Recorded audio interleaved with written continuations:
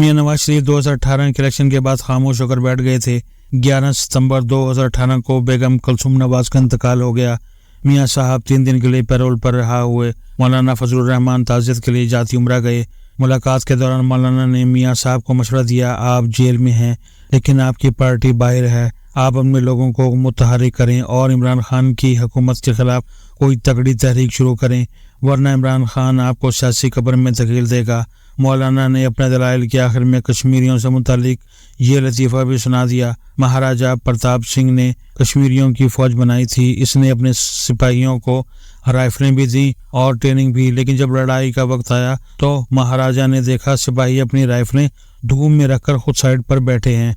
महाराजा ने सिपाहियों से पूछा, तुम राइफलें क्यों नहीं चला रहे? इनका जवाब था, तब से ठुस कर सी गर्म होगी तो खुद ही जल जाएगी। मौलाना का मियां साहब से कहना था, आप भी राइफल धूप में रख कर बैठ गए हैं, जबकि ये लड़ने का वक्त है, खुद भी बाहर निकलें और अपने कारकुनों को भी निकालें, ये वक्त खामोश बैठने का नहीं। मियां साहब का जवाब था, मौलाना सब्र करें, हमारे बुजुर्ग कहा करते थे जब आंधी चले तो इंसान को खामोश होकर बैठ जाना चाहिए और अपने वक्त का इंतजार करना चाहिए। आप भी खामोश बैठ जाएं, हमारा वक्त इंशाअल्लाह जरूर आएगा। मौलाना ने मियां साहब से इत्तफाक नहीं किया, लेकिन बहरहाल ये मीटिंग खत्म हो गई। मियां नवाज शरीफ बाद अज़ां लंदन में जलावतन हो गए, जबकि मौलाना ने अक्टूबर 2019 में इस्लामाबाद की तरफ मार्च किया। मौलाना शोर करते रहे और मियां नवाज शरीफ खामोशी से बैठे रहे। ये लंदन में अपने घर में रोजाना यूथियों से गालियां भी खाते थे। शरीफ फैमिली के फ्लैट्स के सामने पीटीआई के वर्कर्स रोजाना नारे लगाते थे, गालियां देते थे और बदतमीजी करते थे। ये लोग जहां भी जाते थे यूथियन का घेराव कर लेते थे। वो वक्त खौफनाक था, मगर मियां नवाज शरीफ ने इसे खामोशी और सब्र के साथ बर्दाश्त किया और फिर वक्त पलट गया। एस्टेब्लिशमेंट इमरान खान के पीछे से हट गई, जिसके बाद पीडीएम बनी, अदम एतमाद हुई और मियां शहबाज शरीफ जेल और अदालतों से निकलकर वजीर आजम बन गए और ये आज दूसरी मरतबा वजीर आजम हैं, जबकि मरीम नवाज वजीर आला पंजाब हैं। मौलाना फजलुर रहमान ने सारे कज़िये के दौरान एक चीज सीखी, खामोश बैठें और अपने वक्त का इंतजार करें। पीडीएम मौलाना ने बनाई थी, आसिफ अली जरदारी और मियां नवाज शरीफ को भी इन्होंने इमरान खान के खिलाफ इकट्ठा किया था और इक़्तिदार के नए खेल के कोच भी यही थे, मगर फिर जरदारी साहब और मियां साहब डायरेक्ट हो गए। उन्होंने डील कर ली और मौलाना को इनके हिस्से के मुताबिक हिस्सा न मिला।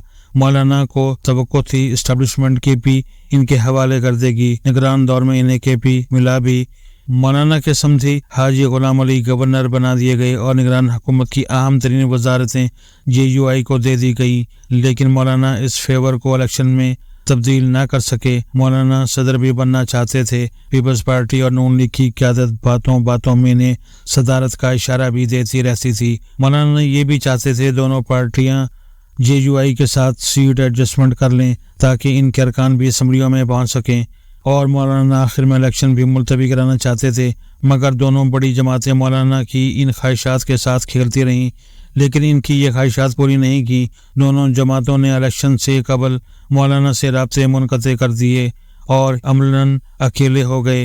इलेक्शन के नतीजे निकले तो कौमी असम्बली में मौलाना के हाथ में सिर्फ 7 सीटें आईं, KP असम्बली में इन्हें सिर्फ 9 सीटें मिलीं।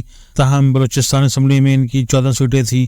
दूसरी तरफ KP में PTI ने 2/3 अक्सरियत ले ली और इमरान खान ने इनके हरीफ अली अमीन गंडापुर को वजीर आला बना दिया। इलेक्शन के बाद आसिफ अली जरदारी और मियां नवाज शरीफ ने भी मौलाना को इग्नोर कर दिया।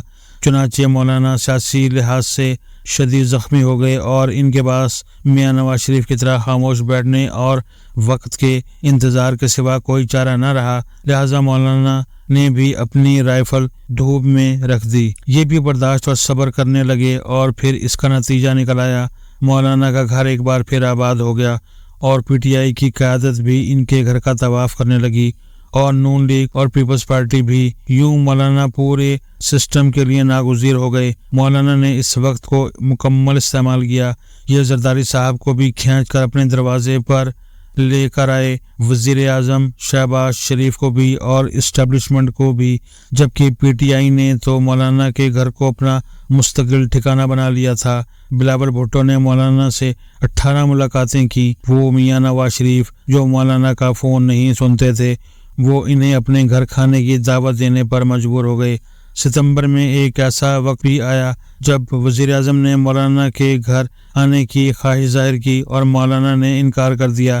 لہٰذا آپ مولانا کا کمال دیکھیے، یہ صرف 12 سیٹوں، 5 سینیٹرز اور 7 MNAs کے ساتھ پورے سسٹم کو کھینچ کر اپنی دہلیز پر لے آئے۔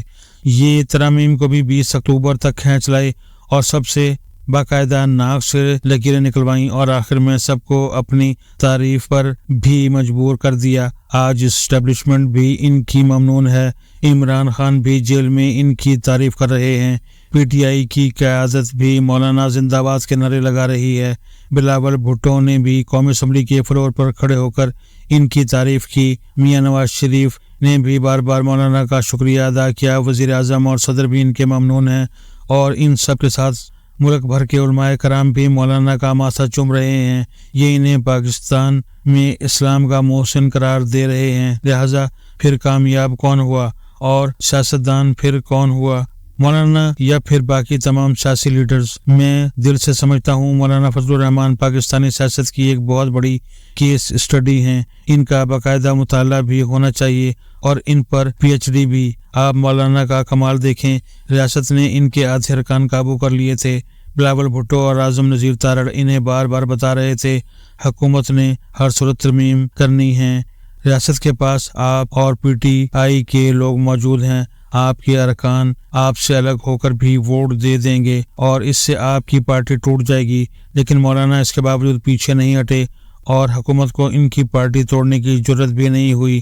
PTI اور عمران خان 10 سال مولانا کو کیا کیا کہتے رہے۔ عاصر زرداری اور میاں نواز شریف بھی انہیں میدان میں چھوڑ کر چلے گئے تھے اور اسٹیبلشمنٹ نے بھی انہیں فراموش کر دیا تھا، لیکن مولانا ان سب کو واپس بھی لے کر آئے اور انہیں اپنی تعریف پر بھی مجبور کر دیا، جبکہ ان کے مقابلے میں عمران خان ملک کے مقبول ترین لیڈر KB میں 2/3 کی حکومت کے مالک، قومی اسمبلی میں 80 MNA اور سینٹ میں 17 سینیٹرز رکھنے کے باوجود کہاں ہیں؟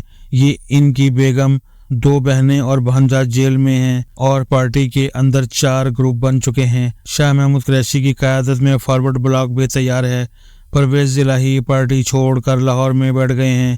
سوشل میڈیا ٹیم ٹوٹ چکی ہے اور تمام فنانسر اور سہولت کار بھی فرار ہو چکے ہیں۔ دوسری طرف میاں نواز شریف بھی وفاق اور پنجاب میں اپنی حکومت کے باوجود زخمی اور اداس بیٹھے ہیں۔ ان کے متھے فارم 47 لگ گیا ہے۔ تاہم مولانا کے بعد میاں شہباز شریف بھی کامیاب سیاستدان ثابت ہوئے ہیں۔ ان کے بارے میں کہا جاتا تھا ان کے ہاتھ میں وزیر اعظم کی لکیر نہیں، لیکن یہ لکیر کی کمی کے باوجود دوسری بار وزیر اعظم بنے۔ ان کے پاس کل اصل 17 MNA ہیں، مگر یہ اس کے باوجود وزیر اعظم ہیں۔